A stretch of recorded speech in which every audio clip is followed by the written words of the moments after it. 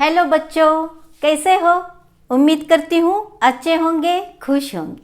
बच्चों, आज हम वर्क एंड एनर्जी एक क्लास 9 का चैप्टर 2 स्टार्ट करने वाले हैं, जो बहुत ही इम्पोर्टेंट फिजिक्स का कंसेप्ट है और हम अच्छी तरह से वो आज अंडरस्टैंड करने वाले हैं। Are you ready for that? Okay, let's start. बच्चों, वर्क हम जनरली कोई फिजिकली एक्टिविटी करते हैं, we referred it as a work. लेकिन साइंस में वर्क के लिए स्पेशल मीनिंग है जो आज हम स्टडी करने वाले हैं। हम कोई भी अगर एक जगह बैठ के अगर कोई वर्क करते हैं तो हम क्या कहते हैं, हम बहुत थक गए, हमने बहुत वर्क किया। लेकिन साइंस में it is not referred as work.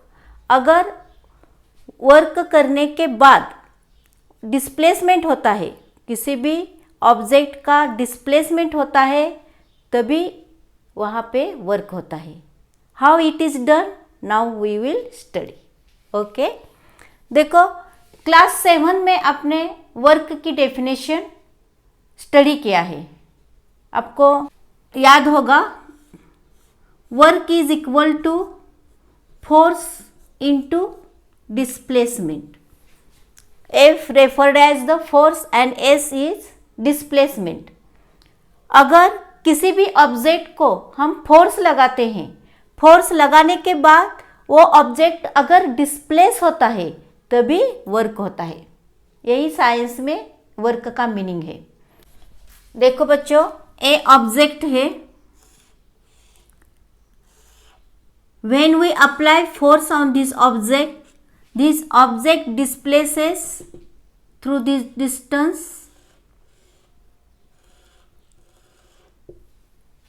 अगर फोर्स लगाने के बाद ऑब्जेक्ट में डिस्प्लेसमेंट होता है and it is in the direction of the force, जिस डायरेक्शन से हम फोर्स लगाते हैं उसी डायरेक्शन में अगर ऑब्जेक्ट का डिस्प्लेसमेंट होता है, उसी वक्त we can said that work is done.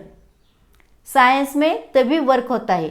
अगर फोर्स लगाने के बाद ऑब्जेक्ट डिस्प्लेसमेंट नहीं होता, ऑब्जेक्ट उसकी जगह नहीं छोड़ता, there is no displacement of the object, when we apply the force on that object, then there is no work is done. आपको अच्छी तरह से समझ में आया होगा। Work is said to be done when force applied on the object causes displacement of the object in the direction of the force. Force के direction में अगर ऑब्जेक्ट का डिस्प्लेसमेंट होता है तभी वर्क होता है। वेरी सिंपल डेफिनेशन है वर्क की। Work is said to be done. कब वर्क होता है?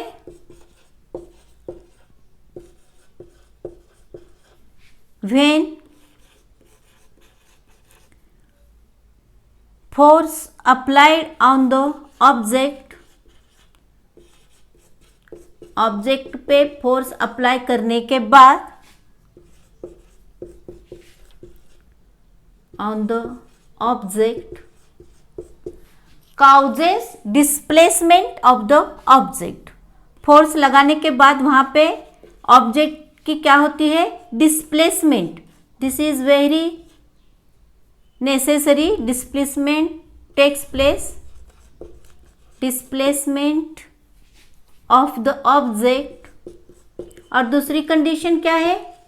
जो डिस्प्लेसमेंट होगा वो in the direction of the force, जिस डायरेक्शन से फोर्स लगा है उसी डायरेक्शन में डिस्प्लेसमेंट होगा। In the direction of the force, it is most important, in the direction of the force. अगर इसी तरह अगर वर्क होता है, then we use the formula W is equal to F into S. Work is equal to force into displacement. Very easy. और किसी भी object पे फोर्स जो होता है, जब हम ऑब्जेक्ट पे फोर्स लगाते हैं, then it is the termed as the muscular force. जब हम खुद ऑब्जेक्ट पे फोर्स लगाते हैं then it is termed as the muscular force. आपने क्लास 6 एंड 7 में different types of the forces study किया है।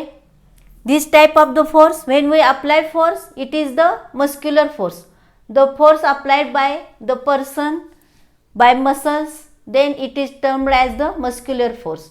और कौन कौन से टाइप्स होते हैं फोर्स के, देखो यहाँ पे ऑब्जेक्ट, किसी भी ऑब्जेक्ट पे, everythings on the earth, the earth applied the force on that object, which is that force, that is the gravitational force. ए सब फोर्स के जो डिफरेंट टाइप्स हैं ऑलरेडी पहले हमने स्टडी किए हैं। देन और कौन सा फोर्स है, अभी this is the object, this is the surface. A surface और ऑब्जेक्ट, ये दोनों में जब टू ऑब्जेक्ट घर्षण होने के बाद जो फोर्स होता है due to the friction, it is the frictional force. Third force frictional force, frictional force. जब दो ऑब्जेक्ट एक दूसरे पे फ्रिक्शन करके फोर्स लगाते हैं then it is termed as the frictional force.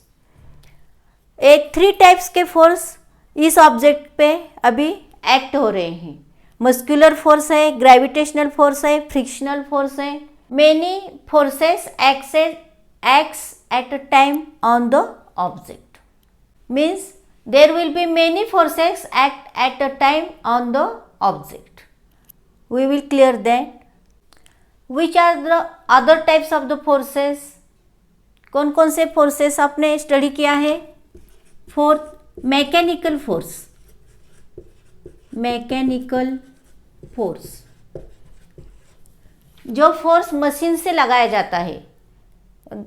Aeroplane flying in the sky, there is the machine, there is the force applied by the machines, then it is the mechanical force. Then electrostatic force, electrostatic force means कौन सा force होता है, अगर हम comb rub down the hair and the papers, pieces of the paper attract towards the comb due to the different charges, positive and negative charges, the object attract towards each other and that force is the electrostatic force. Hence there are the different types of the forces. When we apply the force on the object displaces and the displacement takes place in the direction of the force, and there are the different types of the forces. These two points you can understand. देखो बच्चों, यहाँ पे हमने different types of forces देखे और what is the work in the physics ये भी हमने स्टडी किया। यहाँ पे वर्क कब होता है, when we apply the force, work is said to be done when force applied on the object, force applied on the object causes displacement of the object, causes displacement of the object in the direction of the force. Force के direction से अगर object की displacement होती है तभी work होता है। ये 2 पॉइंट्स आपको अच्छी तरह से समझ गए होंगे। लेकिन वर्क अगर force and displacement are not in the same direction, कुछ second type of the work भी होता है जिसमें फोर्स और डिस्प्लेसमेंट दोनों सेम डायरेक्शन में नहीं रहते, उस वक्त वर्क का फॉर्मूला क्या होता है and how it is done we will see. देखो बच्चों, a different types of the forces आपको अंडरस्टैंड हुए होंगे। और जो वर्क डन है, जब फोर्स एंड डिस्प्लेसमेंट दोनों सेम डायरेक्शन में होते हैं, तब वर्क का formula W is equal to F into S, work is equal to force into displacement when force and displacement are in the same direction. लेकिन sometimes force and displacement are not in the same direction. At that time, which formula of the work and how it is done we will see now. Okay? देखो बच्चों, यहाँ पे एक child toys से खेल रहा है और ये टॉयज स्ट्रिंग से खींच रहा है। It pulls the toys by the string, जिससे ये जो ऑब्जेक्ट है, ये जो टॉय है, यहाँ से यहाँ तक डिस्प्लेस हुआ है। जो फोर्स है, force is in this direction, इस डायरेक्शन में फोर्स लगा रहा है चाइल्ड, एंड डिस्प्लेसमेंट है इस direction. Means here force and displacement are not in the same direction. दोनों की डायरेक्शन क्या है, डिफरेंट है। यहाँ पे जब ए ऑब्जेक्ट यहाँ से यहाँ तक डिस्प्लेस होता है, उस वक्त ए फोर्स, जो मेन फोर्स F है, उसका ही कंपोनेंट फोर्स F1 यहाँ पे एक्ट होता है इस डायरेक्शन में। डिस्प्लेसमेंट के डायरेक्शन में यहाँ जो फोर्स रहता है वो F1 means the component force of the F। यहाँ से जो ए चाइल्ड फोर्स लगा रहा है, जो मेन फोर्स है, उसका ही कंपोनेंट फोर्स यहाँ पे डिस्प्लेसमेंट के डायरेक्शन में एक्ट होता है, and it is the F1 is the component force of F।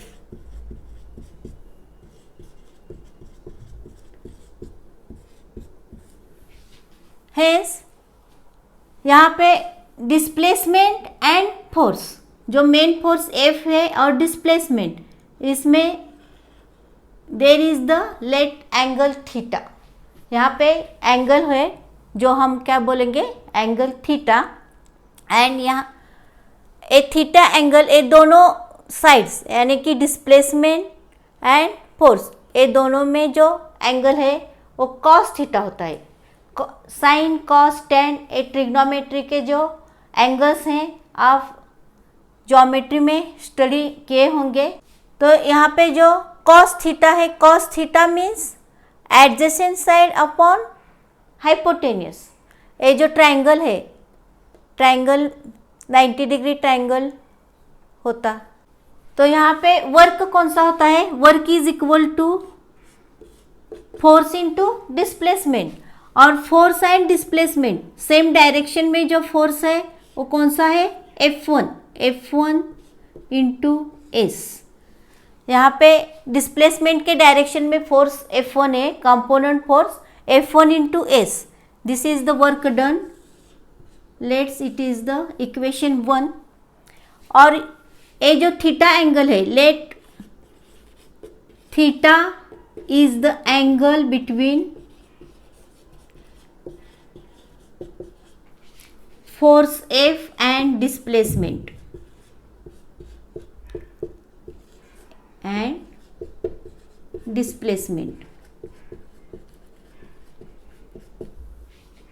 therefore cos theta is equal to adjacent side upon hypotenuse। ये उसका फॉर्मूला है cos थीटा का, जो आप ज्योमेट्री में ये अच्छी तरह से स्टडी करोगे। cos theta is equal to adjacent side upon hypotenuse. तो यहाँ पे एडजेसेंट साइड क्या है, F1। cos theta is equal to F1 upon hypotenuse F। Therefore F1 is equal to F, इस साइड में आने के बाद क्या होगा, F cos theta.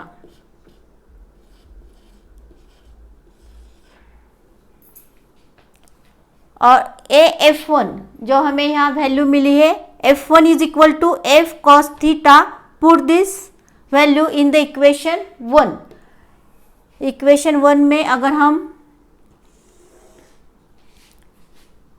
W is equal to F1 into S, equation first है, तो यहाँ पे F1 के जगह हम W is equal to F cos theta into S from 1.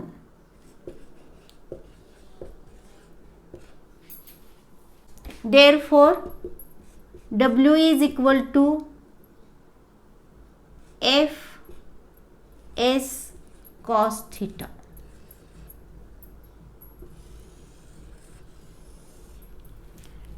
ये जो फॉर्मूला मिला, एक किस कब, जब force and displacement same direction में नहीं होंगे, तब वर्क का फॉर्मूला हम कौन सा यूज करेंगे, W is equal to F S cos theta.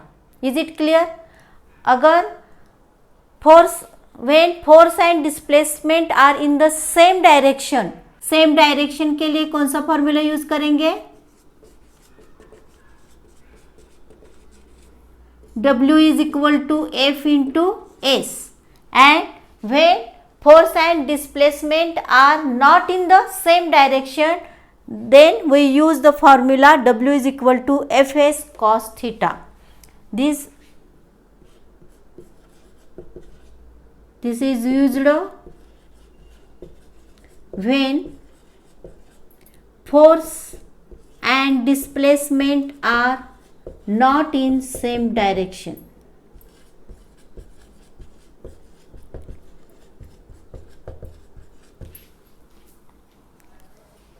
देखो, अच्छी तरह से आपको वर्क के 2 फॉर्मूले अंडरस्टैंड हुए होंगे. When force and displacement are in same direction, W is equal to F into S, force into displacement. And when force and displacement are not in same direction, then we use the formula W is equal to Fs cos theta. Cos theta is the angle between the force and the displacement. जब force and displacement angle में होंगे, then there will be cos theta, and we use this formula for that. एक cos theta कब angle, cos theta का angle अगर 0 होता है, cos 0 या cos 90, cos 180, ये different angles of the cos theta होने के बाद there will be different types of the work. And let's we see the different types of the work when there are the different angles for the cos theta. Okay? देखो बच्चों, जब force and displacement same direction में नहीं होते, उस वक्त when force and displacement are not in same direction, we use the formula W is equal to Fs cos theta. And here for the theta there are different angles, different 0 degree, 90 degree, 180 degree, different. For the different angle there are different value for the cos theta. A specific value होती है. अगर theta is equal to 0 degree, then cos 0 is equal to 1. When theta is equal to 90 degree, then cos 90 is equal to 0 and cos 180 is equal to -1. ये जो value होते हैं cos theta के specific value होते हैं. और ये specific value जब हम वर्क के इस फॉर्मूला में ऐड करते हैं, W is equal to Fs cos theta. Here cos 0 is equal to 1 means Fs into 1 is equal to Fs. W is equal to Fs. ये फार्मूला हम कब यूज़ करते हैं, जब force and displacement are in the same direction, दोनों same direction में रहते हैं, उस वक्त W is equal to Fs. For every angle, हर एक एंगल के लिए फार्मूला, वर्क का जो फार्मूला हम यूज करेंगे डिफरेंट होगा. तो यहाँ पे force and displacement same direction में, अगर फॉर एग्जांपल हम कोई कार पुश करते हैं, force and displacement both are in the same direction, it increases speed of the car. Hence it is the positive work. It increases speed means it maximum work done and energy increases and speed increases in the positive work. और एक example देखो बच्चों, कोई भी object ऊपर से नीचे जब आता है, when it falls down due to the gravitational force नीचे से एक्ट करता है, इसलिए ऊपर से जो नीचे आती है उस वक्त वो बॉडी की स्पीड क्या होती है, बढ़ती है. It increases speed of the object and it is the positive work because the force and displacement, नीचे से ऊपर से नीचे फोर्स जो होता है ग्रेविटेशनल फोर्स है और डिस्प्लेसमेंट भी नीचे की तरफ है. Means force and displacement both are in the same direction and then there is the positive work. When there is theta 90 degree, theta is equal to 90 degree, cos 90 is equal to 0.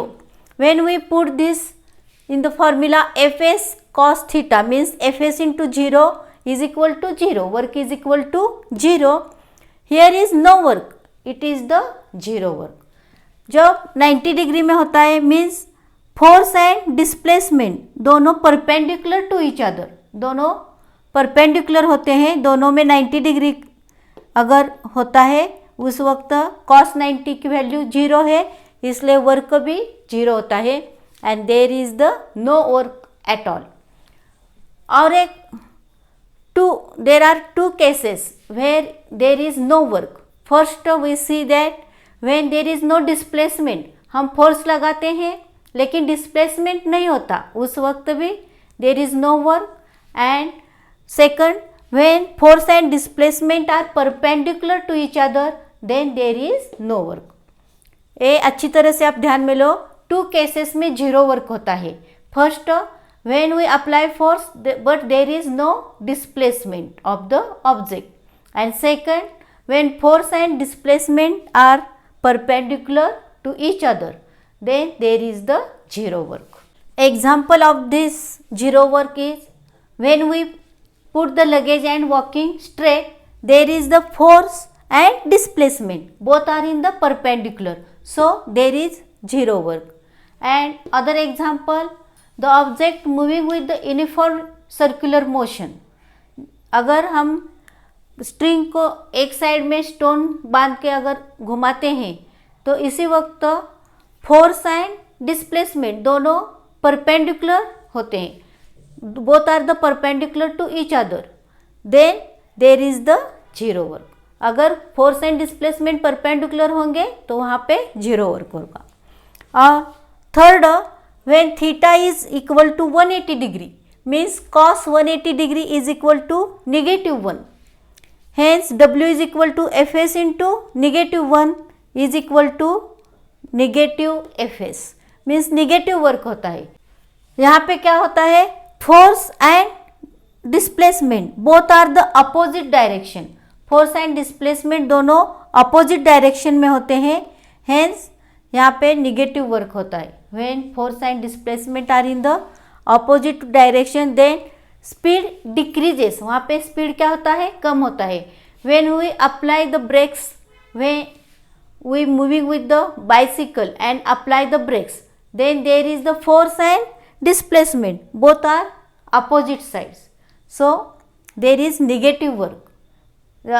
Force लगाने के बाद अगर car हम break लगाते हैं car को तब क्या होता है, स्पीड उसका स्लो होता है, slow down the speed, then it is the negative work. देखो बच्चों 3 टाइप्स के वर्क हमने देखे. पॉजिटिव वर्क, पॉजिटिव वर्क में क्या होता है, स्पीड बढ़ता है, एनर्जी बढ़ती है और मैक्सिमम वर्क होता है. सेकंड 0 वर्क, जहाँ पे वर्क नहीं होता. ऐसे 2 केसेस हैं, जब फोर्स एंड डिस्प्लेसमेंट परपेंडिकुलर होते हैं तब 0 वर्क होता है, और जहाँ पे फोर्स लगाने के बाद डिस्प्लेसमेंट नहीं होता तभी 0 वर्क होता है. And third negative work, negative work means वहाँ पे स्पीड डिक्रीज होता है, स्पीड कम हो जाता है एंड एनर्जी डिक्रीजेस, एनर्जी भी कम होती है and minimum work in the negative work. Hence there are 3 types of the work: positive work, zero work and negative work. Is it clear? Okay. तो बच्चों इस लेक्चर में हमने वर्क के पूरे कंसेप्ट्स, उसकी definition, different types of the work, different types of forces and different formula of the work अच्छी तरह से अंडरस्टैंड किए. नेक्स्ट लेक्चर में हम एनर्जी के कंसेप्ट्स क्लियर करेंगे. और अगर वीडियो अच्छा लगे तो लाइक, शेयर और सब्सक्राइब जरूर करना. अब मिलते हैं नेक्स्ट लेक्चर में नए कंसेप्ट साथ. तब तक बाय बाय, टेक केयर.